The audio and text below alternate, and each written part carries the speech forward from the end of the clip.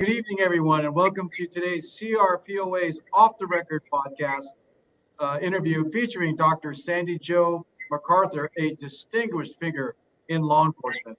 I'm Dom Gamboy, your host tonight, and I'm also the president of California Reserve Peace Officers Association. We're thrilled to have Sandy here with us, along with my co-host, CRPOA Board of Director Jeff Knockett.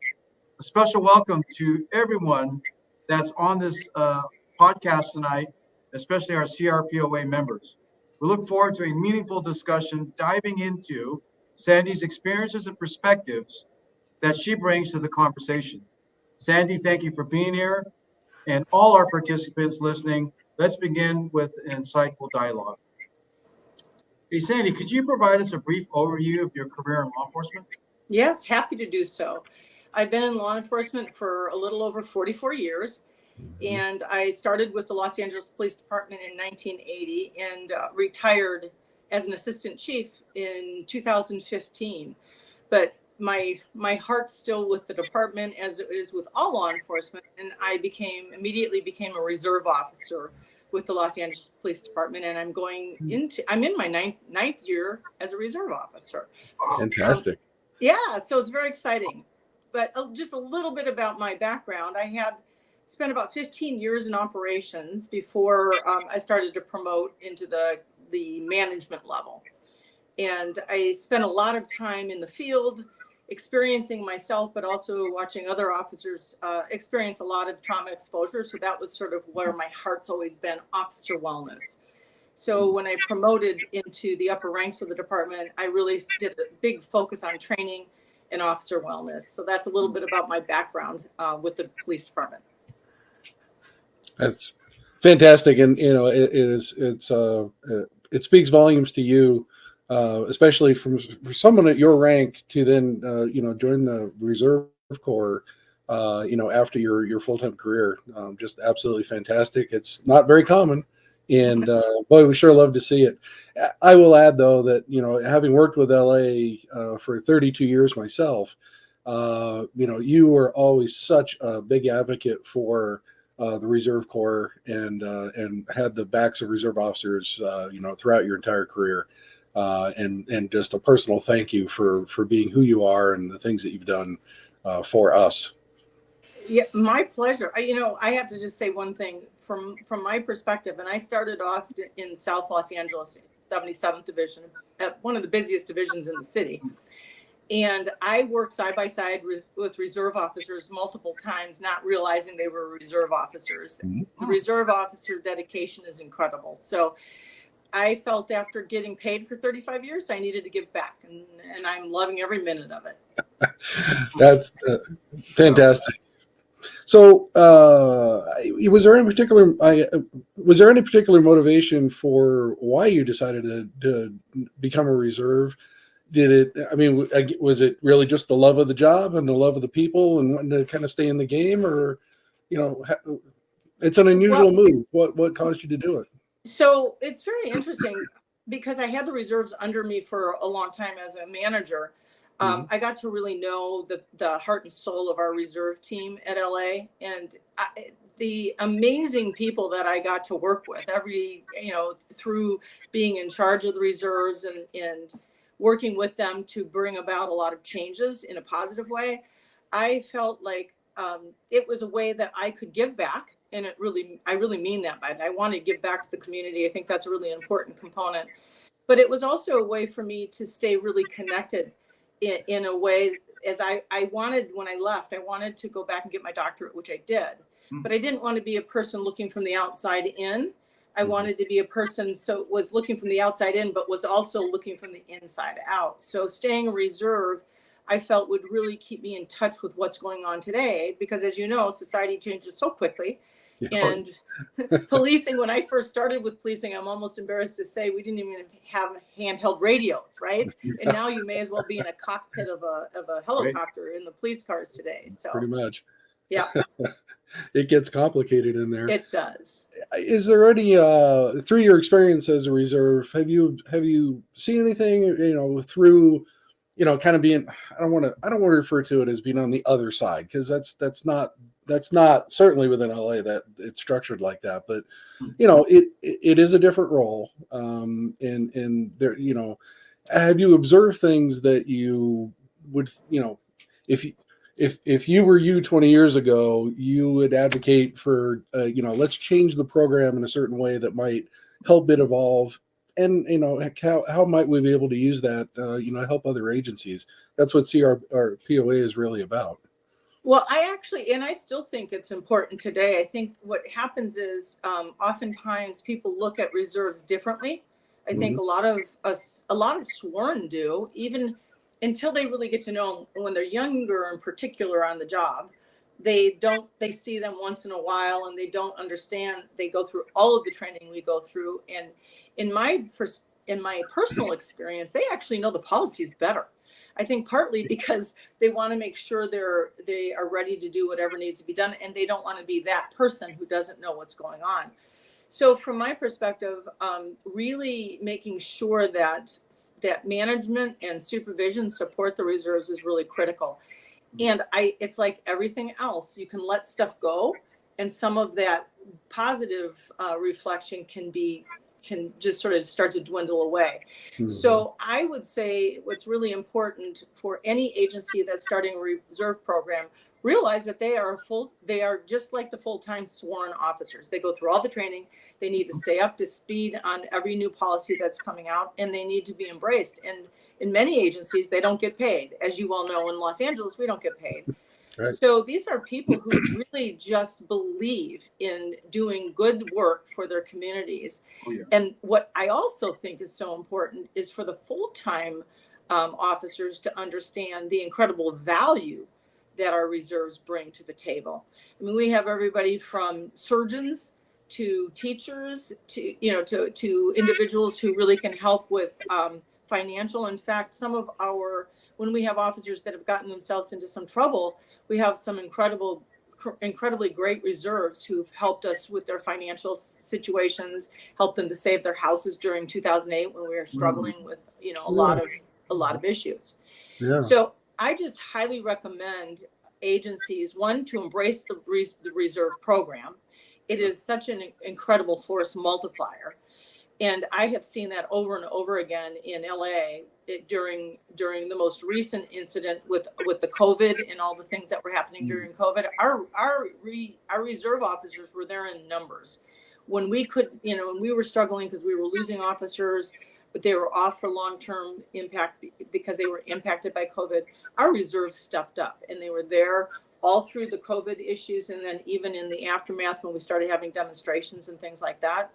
And so I tell agencies across the country, because I work with a lot of different agencies, when I tell them I'm a reserve, they're interested. Most agencies don't have it.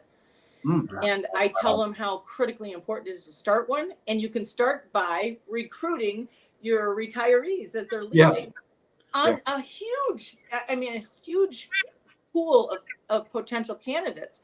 Also, some of our officers, for a variety of reasons, decide sort of mid-career they're going to do something different. I highly encourage them to stay on as reserve officers. They've already been through the training. And again, that's another place where we can get a big pool of people that can really be force multipliers for all of our agencies. Yeah, and they keep the post active and all that. I mean, there's you worked hard to get that certificate. To let it go is 100%. That needs to be a very conscious decision to step away from that.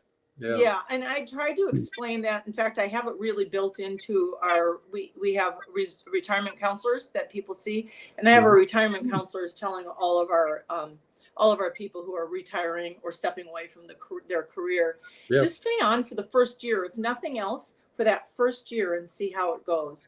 Because many people want to come back, and if they're gone, as you know, in California for too long, over 3 years, then they have to start from scratch. So being very aware of how valuable that post certificate is important. Yeah, it's huge. And having just transitioned from LA and now to Madera County, and having to go through the complete background and medical and psych and all that, not having to worry about having a post certificate as well. I mean, it's one huge hurdle that you don't have to go over, given that you got a bunch of other hurdles that you have to get through to just change agencies to do the exact same thing. 100%. Yeah. But thank you for doing that, by the way. Not a problem. I was joking with another interview that, you know, here I am at 63, and working with the sheriff's office is different. They do a lot more things than we do in a regular municipal agency. And, you know, here I am getting pulled out of a river by a helicopter as part of our boat training. And you know what? I got a big old smile on my face. I was gonna say your adrenaline addiction is fed. Nice. I know, I get it. Yeah. I totally understand. You know, Sandy, I appreciate everything you said. In fact, it's almost a repeat of what another law enforcement leader said to us earlier. And so if two different people are seeing it at two different times, probably don't know each other as well. It just says that consistency speaks for itself. What's interesting, we're talking about reserves, is that they do face the same dangers that Yes. a person or radio car full time would do. And you know, with the whole wellness dimensions that are available, or classes that are available for full timers, sometimes the reserves don't get the benefit of you know, critical wellness training, just because they don't have time, because they have other jobs and stuff like that. So we're excited that you're providing some of that training and knowledge and education to our attendees. True, we truly are. Well, I'm honored to be able to do that.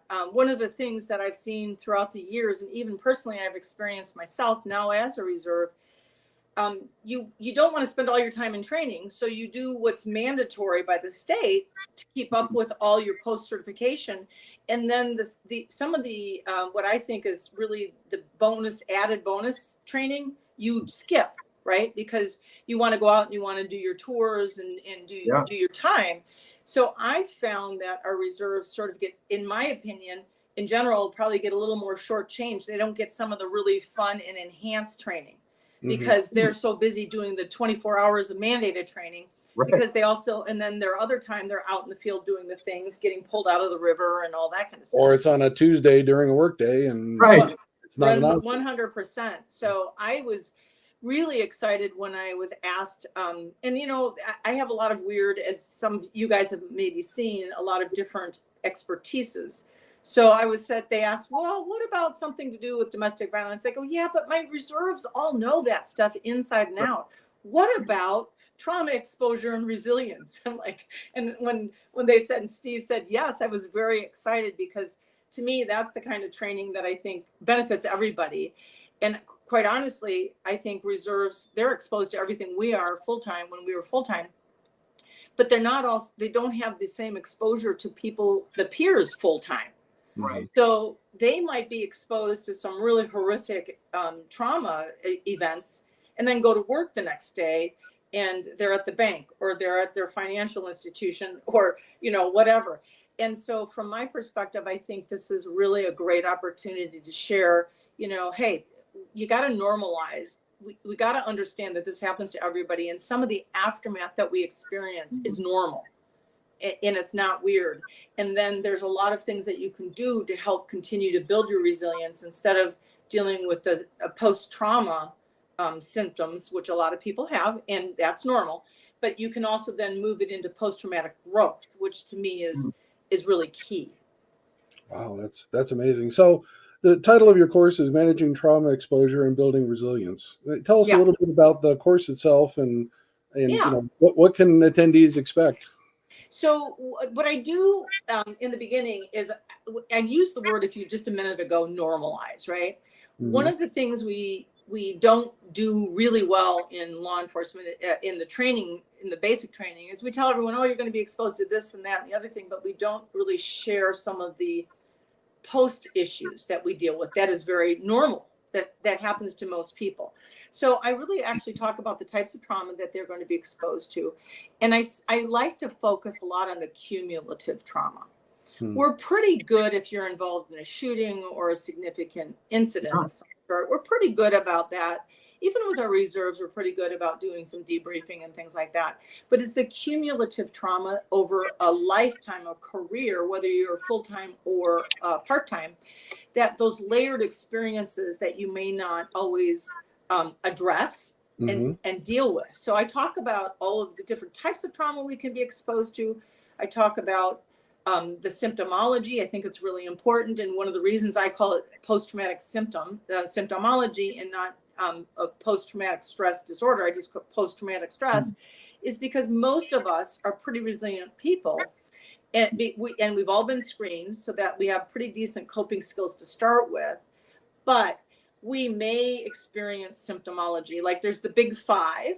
And when I did my research for my dissertation, the big five symptoms that you read about a lot if you're talking mostly about in the VA, but you also see it with some of the more recent research in policing, and that's hypervigilance, numbness, nightmares, avoidance, and guilt.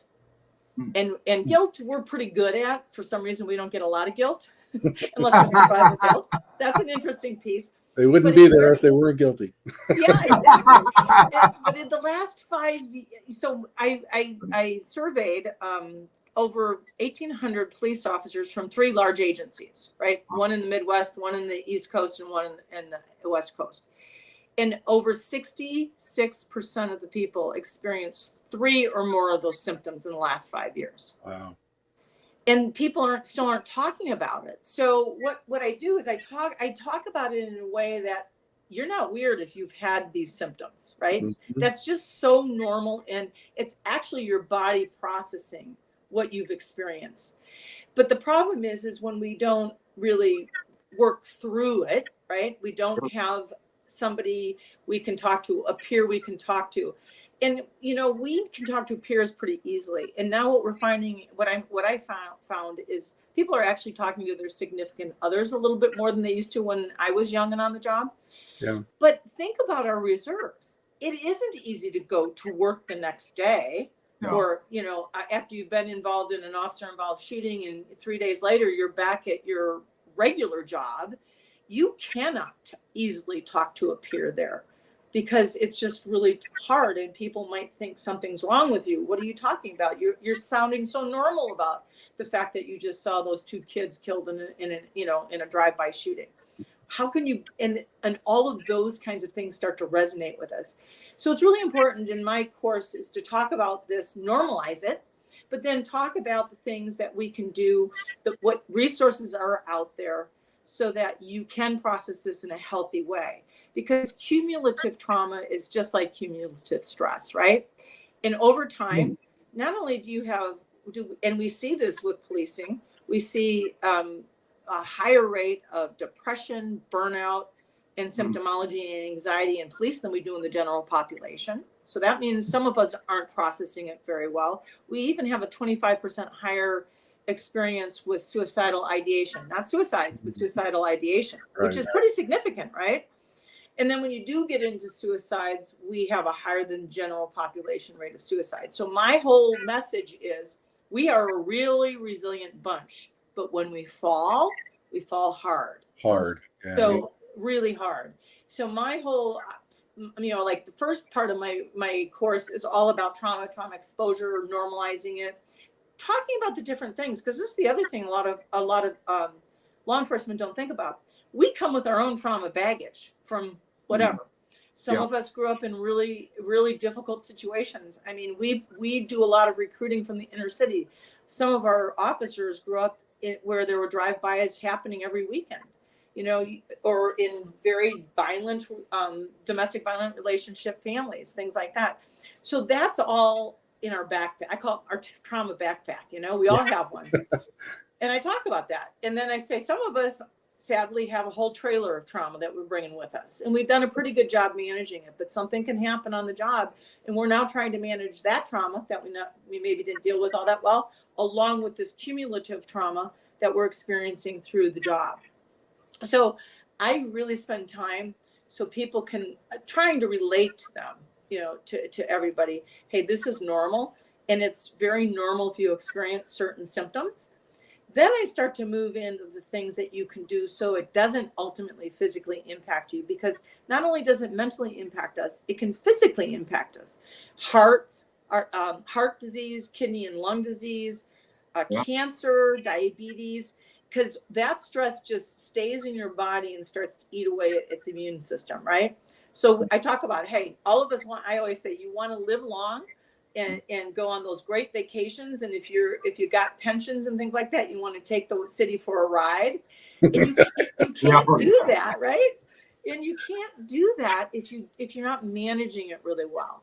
So then I talk about stuff you can do personally, the things that research actually shows works, right?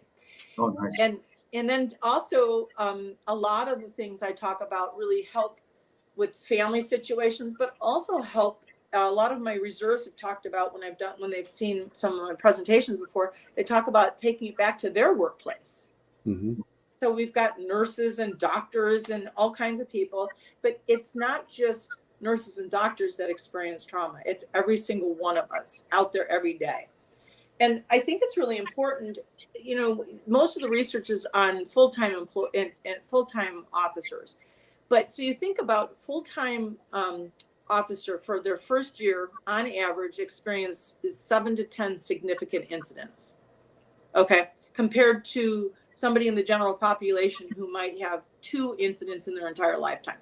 Correct. Our reserves, they may not be in the 7 to 10 significant incidents, but depending on the agency, they could be. Right. But just think about that first couple of years, they're probably in that ballpark, right? So right away, it differentiates them from the general population, yet 80% of their world is in the general population. So sometimes there's this belief that they don't have the same exposure we do. They don't have the same problems we do. And I will be the first person to tell you, it doesn't matter. They will have the same experiences that full-time do. And it's really important for them not to minimize what is happening to them.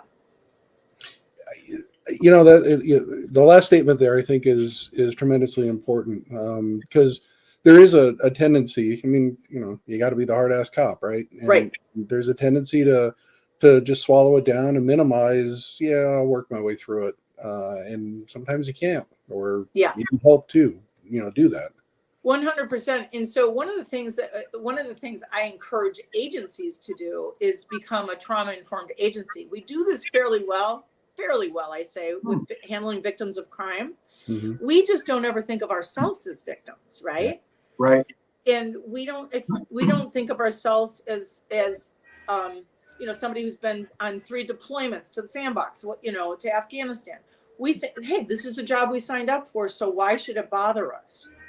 And I think it's very important that that agencies do destigmatize these kinds of discussions, that we have much more open discussions about, hey, sometimes we need that extra help. There's nothing wrong with it. Supervisors, in the research that I've done, supervisors can be the biggest problem in an agency. And one of the agencies from the East Coast that I did my interviews with, I did this survey, and then I had volunteers who volunteered to interview with me, right? And one of them said they had been involved in a shooting, and they were in roll call, and the supervisor goes, yeah, it's your turn to go get your mental health day. Go talk to the doc. And that's how they did it in front of everybody. So what was that person's response? Yeah. Downplay it. Yeah. Okay, I gotta go. Yeah. Okay, now I will check the box. And the reality is, supervisors have a lot more power in how they can start to destigmatize some of those discussions. But it really doesn't. Excuse me. It has to start at the top. Your bosses have to believe that this is important. You have to build a culture that defines strength as the willingness to say, hey, I need help, right? Yeah. That you reward that kind of behavior instead of minimizing or belittling it. Yeah. And so everybody can do their thing. And I feel like we're a better place. And I think California is in a better place than a lot of other states that I've seen. I've worked all across the country, but it doesn't mean we're where we need to be, right? Right. There's always room for improvement. So I think that, agencies have to make sure if they don't, and a lot of agencies can't afford to have full-time psych staff on, but they should for sure be able to make recommendations for it. I always say unions negotiate that. Unions should be negotiating it, because a lot of times they think about, only money. And the reality is this kind of, that kind of like 10 free sessions to anybody, anywhere, anytime. There's so many opportunities for negotiations that is above and beyond, and in a lot of ways more important than a bigger raise, right? Yeah. So the other thing that I spend time about is creating safe spaces to talk about it, not just at work, but at home. Your significant others are a lot stronger than we oftentimes give them credit for. And they actually can be a huge help. And when I did my interviews of many of the people, the officers that I was doing, I was talking to, they were saying that it took them a long time before they'd open up to their significant others, or sadly, the third marriage, they figured they had to talk, right? So it's like, it's like, okay. But the point being is, you don't have to, and this is what I oftentimes tell people, you don't have to share the absolute gore that I could right now share with you too. Sure. Right. But you can share how it impacted you when you saw that child, dead on the sidewalk, right. or you saw that horrific car accident and a body was burned you couldn't save. Right. Right. You can talk about emotionally how hard that was for you. Yeah. And somebody who cares about you is going to be able to be very empathetic and be able to connect empathetically with you. And that's huge. That is one of the biggest pieces, is that you can create that safe environment. And talking about some of this at home actually is a very healthy thing for them as well. Otherwise, they watch what they see on TV in Hollywood, and they think every time you go out, you're exposed to 3 officer-involved shootings, and my partner died in my arms twice in one night, and it's like, oh my God, right? So you're helping them by having these safe conversations where you introduce them to a little bit of what you're doing. And empathy is the beautiful thing about empathy is people can just hang with you. They don't have to live it. Right? Or totally understand every component of it. And so I talk about, things that they can do with their families and stuff like that as well themselves. And then just about other self-help stuff, which used to be sort of touchy-feely, but the box breathing and how important box breathing is. And, self-regulation, self-reflection, creating those internal, your own personal support programs. You don't have to go always to a professional, but they're there as the safety net. Well, in a way, that's kind of what the family does, is a professional support network. When you're in the academy, you're pretty much told you don't need to bring this stuff home. Your family doesn't. Your wife doesn't need to understand or be told, what this is about. You just keep it away from your family, just insulate them from it. And at the end of the day, probably not real good advice. Well, but you know what? At the time, we didn't know any better. Right. And I always say, think about the damage we did. And that one of the things I do say about women coming into the department, we talk a little bit more freely about stuff. And so, you guys teach us how to be more aggressive when we need to be more aggressive, maybe. At least in my generation, I'm old, so that I'm old. But we are more comfortable talking about stuff, so we can teach that. And the value of us working together and learning from each other is huge. And I think there was a lot of in policing years ago. You go back 20, 30 years ago, there was a lot of things they taught us that we now know aren't the best, right? Yeah. Whether it's emotionally, or even some of the things that we did in the field we knew injured us and all sorts of stuff, right? So it's good to be a continuous learning entity, and continuously learn about what we can do to improve. And so that's really where I come from in the course that I'm going to be presenting. That's fantastic. Dom, you have let me just add to that real quick. And I won't make this my counseling session. That's okay. I love talking. Although you need it. You're one of those screwed up supervisors she was talking about. No, what's interesting, what you said is a couple things. I think with cops, when you've been doing this long enough, it doesn't matter if you're full-time, reserve, or does not matter. Part of opening up to your family members or anyone is trust. Right. Like what is the other person going to do with my vulnerability, right? And in law enforcement, we are trained to kind of not be vulnerable, right? And so I've gone through those kind of things myself. Yes. But the tool that you just gave me that I wish I had a reminder, or maybe even maybe this is advice I gave to a victim at one point, but start off with a feeling. Yes. That's interesting. Like instead of coming home and saying, "Oh man, I had to fight this guy today," and it was bullshit over nothing. And Yep. but if I start off and say, "Hey, you know what? I'm feeling a little angry. What happened today?" Yeah. That might open up a different dialogue, and Yes. so that's interesting. Yeah. Okay. My therapy's done now. Well, but it's such an important piece, and that's what I try to tell people. In fact, there's a couple of clips that I shown. One of the clips is a really short clip on vulnerability, because vulnerability is actually a sign of strength, because you are opening up, and you're opening up with an emotion, and you're trusting somebody with that emotion. That's a sign of strength, right? So from my perspective, just sometimes even what I call affect labeling, where you're just labeling how you feel, is incredibly powerful.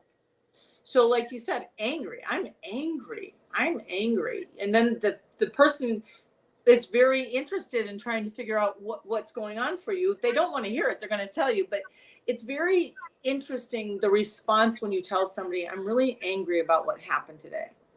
Yeah, yeah, it's huge. I'm just like replaying stuff in my head. I won't talk about as much as it, but I had a friend of mine who got involved with an OAS, and now that I'm thinking about it, one of the things that he said to me was, "I'm angry. Yeah, I'm angry that they forced me to do it. Yeah. He didn't have to do that." And I was like, "Whoa!" And even my reaction was like, "Well, I care for this other cop now because he's actually reaching out. That's like a genuine reaching out." That's exactly right. And so what you did was you experienced what trust really feels like. Yeah. And when someone trusts you with their emotion, that is an incredibly powerful feeling. And unless we're a narcissist, we care for that trust, right? And so from my perspective, that was a sign of strength that individual was able to do that for you. And then it's a sign of strength that how you were able to say, this person, I need to be there for this person, right? Yeah. And so without vulnerability, you can't connect empathetically, right?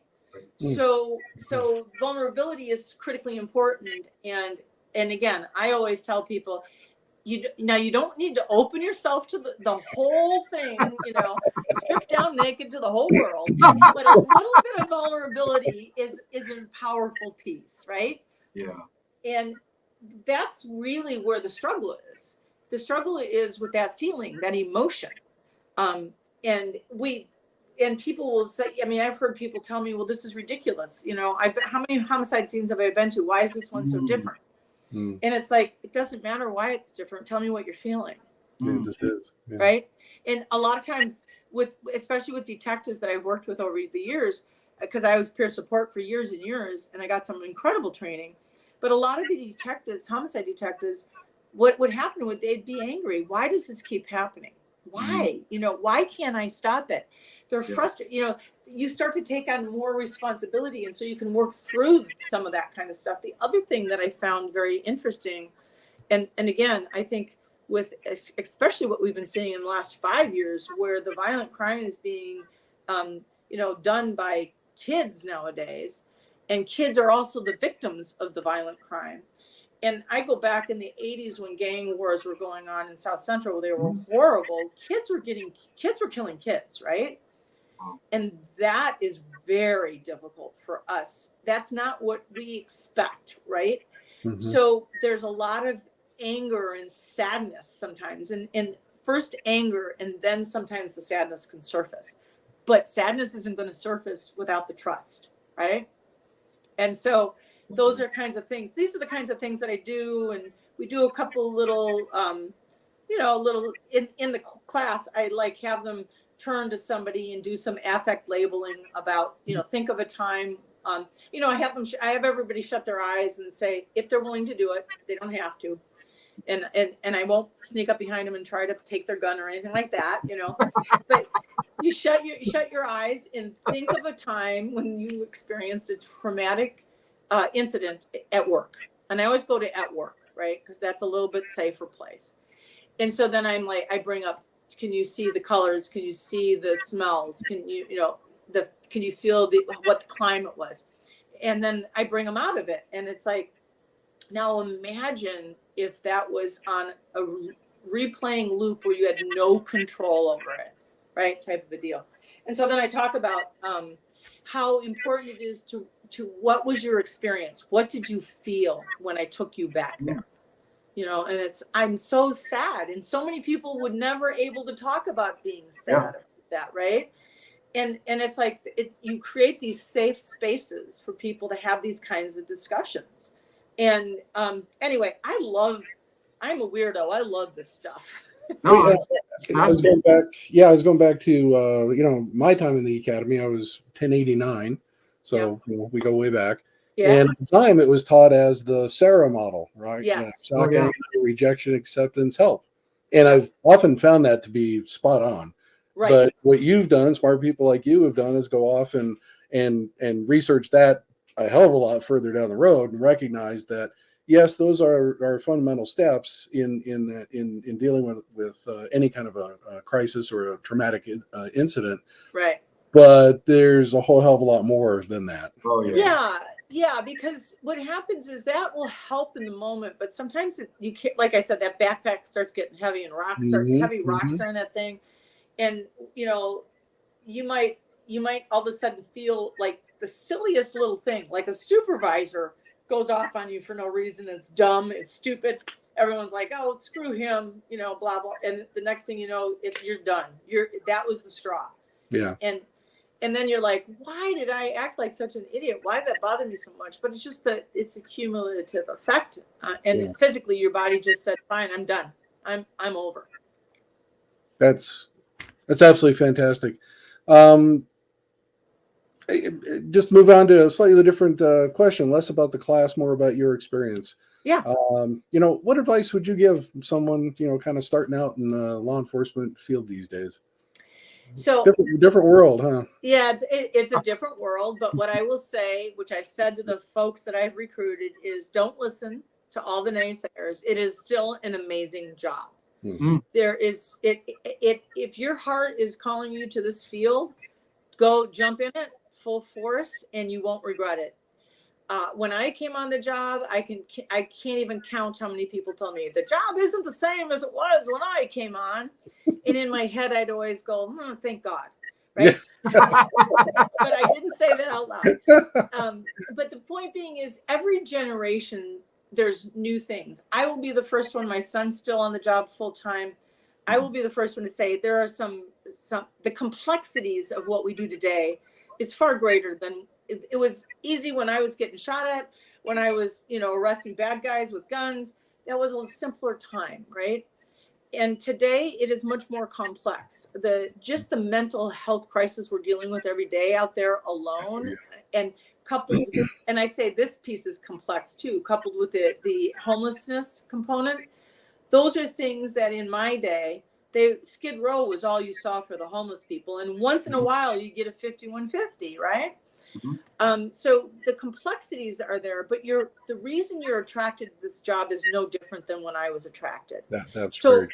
Go with your heart, but be prepared so that you can't go in Pollyanna.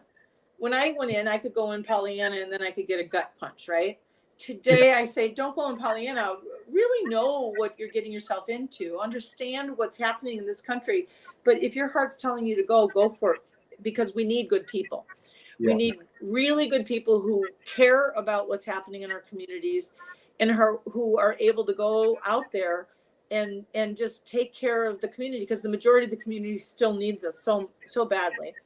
And part of the thing I used to tell my son this, part of the thing with now where it's frustrating because you put people in jail and they let them out, you put people in jail and you let them out. If you can get past the victimization component, which is hard, because I don't like to see victims. But think about it like, you had a pet rabbit, the rabbit got out. It was fun to chase it. You got it, you put it back in, then somebody let it out again. So it's like that. That's how you got to look at it. Our job is not to worry about what's happening in the criminal justice system at this point. Right. And if you start getting too caught up in that, that can be very stressful and overwhelming. Instead, look at what you can do. Go out there and protect the communities that we're serving. Be a really good person when you're dealing with a victim, because historically, police, and I go historically, I'm talking about years, decades ago, we weren't very good with victims. And I have a feeling COVID didn't help us. We sort of got out of touch with people. And so now we have we have to rebuild those skill sets where we're not screaming at a victim to calm down so we can get a crime broadcast out. We're not re-victimizing a victim of sexual assault, that we're doing the best we can to treat them in the most kind manner, for lack of a better word, possible, and not and do as minimal re-victimization. We're going to re-victimize victims because we have to ask them questions about the crime. Right. But we can do it in a way that's done with compassion. Yeah. And so I have recruited so many people, and they're turning out to be great cops, even in the last couple of years. And so my advice is go with your heart. If policing is calling you, go with it. Ignore the naysayers, but just go in eyes wide open. Yeah, very, very much so. Hey, Sadie, we want to be respectful of your time, and especially I want to let our audience know you're actually on vacation in Hawaii, taking time out. So, triple thank you. I mean, you're above me on. I love policing, and I love the reserves, and I'm so blessed to be part of the reserve program right now. So, thank you for having me. Really nice. Absolutely, Dom. I think we found our ambassador, right? Especially she can walk into any audience and go, "Hey, I'm a reserve officer. What's your reserve program like?" You don't have one. Let's fix that. We got this group of people over here for you to talk to about a reserve. Happy to do it anytime. This was a really good interview. No need to try to get the members to sign up for this class. I mean, this is a must. Go do it. I think for those who are aiming to advance their careers or create a meaningful impact in law enforcement, Dr. Sandy Joe's experience, wealth of knowledge, and her classes are very, very invaluable. We can all learn and take lessons. But before I let you go, I just want to add to, we extend a warm invitation to all law enforcement professionals and enthusiasts to join us at the upcoming RPOC conference, featuring high-end training, high-end instructors such as Dr. Joe. And again, it's at the Marriott Los Angeles Burbank Airport Hotel, right across from the Bob Hope Airport. We thought out these classes, and I'm so happy that we were able to convince Dr. Sandy Joe to be a part of RPOC. So I just want to remind everybody to seize that opportunity to boost your skills, network with your peers, and help shape the future of law enforcement. Dr. Joe, thank you for your time. Do you have any of the last parting words? You can't do everything you just said with a nicer person than Sandy Joe. You've always been an absolute dream to be with and work for. And thank you so much for taking time out of your holiday or your vacation to be with worth it. You guys stay safe and well, and I'll see you at the conference. Fantastic. Awesome. Look forward to it. Okay. Thank you. Bye-bye. Bye-bye.